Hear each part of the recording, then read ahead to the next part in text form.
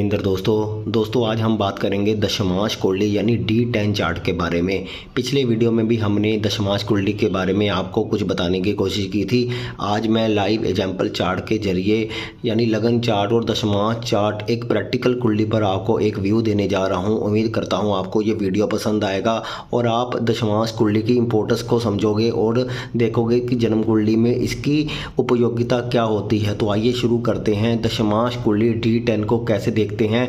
सबसे पहले अगर आपके पास कोई भी चार्ट आता है तो हम उसका लगन चार्ट देखते हैं, जैसे कि सभी देखते हैं। तो लगन चार्ट के जो भी योग हैं, अगर हम प्रोफेशनल लाइफ का उसका इंटरप्रेट कर रहे हैं, प्रोफेशनल लाइफ को जज कर रहे हैं, आजीविका का विचार कर रहे हैं, नौकरी का विचार कर रहे हैं, बिजनेस का विचार कर रहे हैं, अपने कर्म क्षेत्र का विचार कर रहे हैं, तो लगन कुंडली के 10th हाउस को हम देखते हैं। 10th हाउस और 7th हाउस दोनों को बिजनेस के लिए देखा जाता है और छठे और 10वें घर को नौकरी के लिए देखा जाता है। तो इस प्रकार से दोनों आजीविका का कर्म क्षेत्र निकल कर आता है। तो लगन कुंडली में जो आप देख रहे हैं कि ये कर्क लगन की कुंडली है किसी जातक की, तो यहाँ पर जो गुरु भी उच्च का लगन में बैठा हुआ है, शुक्र भी उच्च है, सूर्य भी उच्च है, तो तीन ग्रह यहाँ पर जातक के उच्च हैं। 10th हाउस में सूर्य उच्च का, मंगल स्वराशि के साथ, तो बुध की स्थिति बैठी है। ये स्थिति कितनी खूबसूरत है और चंद्रमा से सप्तम सूर्य बैठा है, तो पूर्णिमा के पास का जन्म भी है। तो ये स्थिति बताती है कि ये जातक बहुत ज़्यादा सफल हो सकता है। लेकिन क्या वाकई में सफल होगा, क्या उसको सरकारी नौकरी मिलेगी या कि किसी बड़े पद पर जाएगा, तो हम इसका जो अनुमान है वो दशमांश कुंडली से लेंगे, क्योंकि लगन कुंडली का 10th हाउस बहुत ज़्यादा अच्छा बता रहा है, बहुत ज़्यादा मजबूत बता रहा है। सूर्य दिग्बली बैठा है, 10th हाउस का स्वामी 10th हाउस में बैठा है और मरकरी भी साथ में बैठा है, तो बहुत बढ़िया स्थिति बताता है। शुक्र और गुरु भी उच्च के हैं। लेकिन दशमांश कुंडली फैसला करेगी क्या इन योगों का फल इस जातक को मिलेगा या नहीं, वो दशमांश कुंडली से देखेंगे। इसलिए हम सभी चीज़ें लगन चार्ट से परीक्षण कर देते हैं तो वो कई बार गलत हो जाती है। इसलिए दशमांश D10 चार्ट का अध्ययन जरूरी है। अब हम दशमांश चार्ट पर चलते हैं। तो ये देख सकते हो इस जातक का D10 चार्ट है जो मेष लगन का है, स्वराशि का मंगल लगन में अच्छा बैठा हुआ है।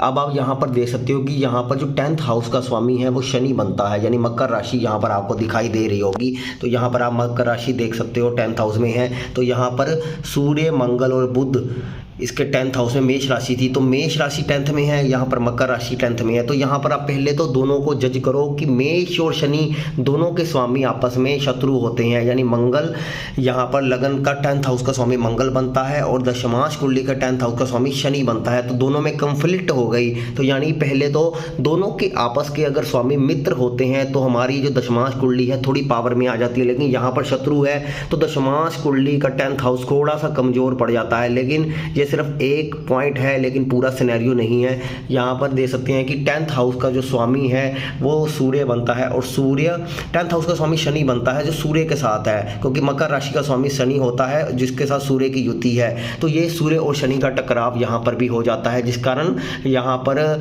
जो है 10th हाउस कमजोर पड़ जाता है। एक तो अपने घर से 12वें घर में ये युति बैठ जाती है दशमांश कुंडली के, ऊपर से अपने शत्रु ग्रह के साथ बैठ जाती है, ऊपर से केतु की दृष्टि भी यहाँ पर शनि और सूर्य पर पड़ती है। तो यहाँ पर जो कैरियर है इंसान का डामाडोल हो जाता है। तो जो हमें लगन चार्ट में कॉम्बिनेशन दिख रहे हैं, सूर्य उच्च का या 10th हाउस बली दिख रहा है, यहाँ पर आकर स्थितियाँ थोड़ी कमजोर हो जाती है। तो शत्रु राशि 10th हाउस में आ जाती है। लगन कुंडली का मुकाबले दूसरा शनि सूर्य के साथ पिट जाता है, केतु के साथ पिट जाता है। तो हम लगन कुंडली में जो अगर हम देख के कह सकते हैं कि इस जातक को सरकारी नौकरी मिलेगी, लेकिन दशमांश कुंडली उसको डिनाई करती है, दशमांश कुंडली में कहीं ना कहीं कमी दिखाई देती है। तो ऐसे में जातक का जो प्रोफेशन है वो भी सेट नहीं होगा, क्योंकि सूर्य और शनि के मिलने से एक टकराव होता है, विस्फोट की स्थिति पैदा होती है, वो कैरियर को उथल पुथल कर देती है। तो ऐसी स्थिति में जो है अगर हम बिजनेस भी करते हैं तो वहां पर भी सफलता नहीं मिलती है।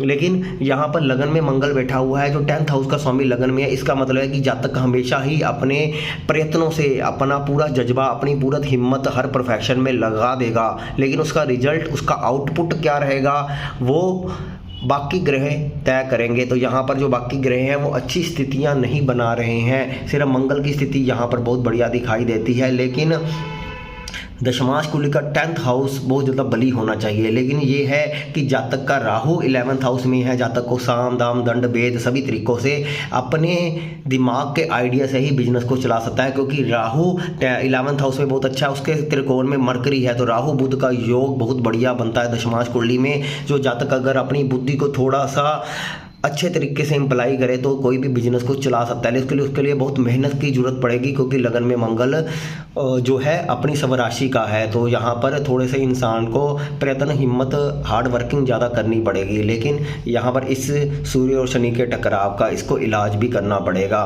तो ये स्थितियाँ आप दशमांश कुंडली में देख सकते हो। ये कुंडली में हर बार जिसको भी एस्ट्रोलॉजर को दिखाया गया सभी ने कहा कि बहुत बढ़िया कुंडली है, बहुत अच्छे परिणाम मिलेंगे। जब परिणाम नहीं मिलते थे तो सभी लोग शनि राहु की युति को जिम्मेदार बना देते थे कि शनि राहु का श्रापित योग है, ये है जो धन बाप पे बना हुआ है, बहुत ज़्यादा खराब है। लेकिन ऐसा दोस्तों नहीं होता। शनि राहु वाले भी इंसान बहुत तरक्की करते हैं, लेकिन यहाँ पर शनि राहु रुकावट जरूर डालते हैं, लेकिन इंसान को कुछ करने ना दें, ऐसा नहीं हो सकता। तो ये जातक भी बहुत ही साधारण नौकरी करता है, यानी प्राइवेट नौकरी ही करता है, कोई ज़्यादा इनकम भी नहीं है और घर के खर्चे भी बहुत मुश्किल से निकलते हैं। जबकि लगन कुंडली कुछ और ही कह रही थी और दशमांश कुंडली कुछ और ही कह रही है। इसका अध्ययन मनन करना जरूरी है। अब पार्ट 3 वीडियो में मैं आपको और थोड़ी डिटेलिंग बताऊंगा, उस वीडियो को भी देखना मत भूलिए। तब तक हमारा चैनल सब्सक्राइब जरूर करें और वीडियो को लाइक जरूर करें।